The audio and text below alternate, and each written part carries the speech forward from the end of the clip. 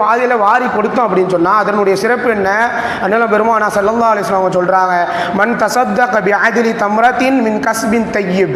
அதாவது யார் ஒருத்தர் நல்ல முறையில் சம்பாரித்து, நல்ல முறையில் ஹலாலான முறையில் யார் ஒருவர் சம்பாதித்து ஒரு பேரித்தம்பழத்தினுடைய மதிப்பு அளவிற்கு சதக்கா பண்ணார் அப்படின்னு சொன்னால், ஒரு பேரித்தம்பழத்தினுடைய மதிப்பு அளவிற்கு சதக்கா பண்ணார் அப்படின்னு சொன்னால் அல்லாஹ் சுப்ஹானஹு வ தஆலா அதை அவனுடைய வலது கையால் வாங்குவானா.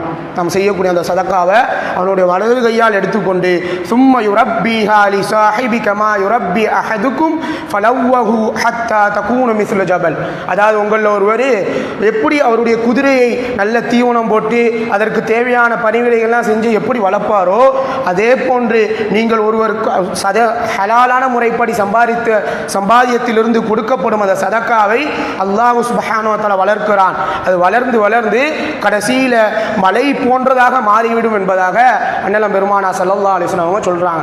அப்படின்னா நாம் கொடுக்கக்கூடிய அந்த சதக்கா சரியான முறையில் நல்ல முறையில் சம்பாதிச்ச சதக்காவாக இருந்தாலும் ஒரு பேரித்தம்பள அளவிற்கு நம்ம சதக்கா பண்ணாலும் அது அல்லாஹ்விடத்தில் எது அளவுக்கு மாறுது?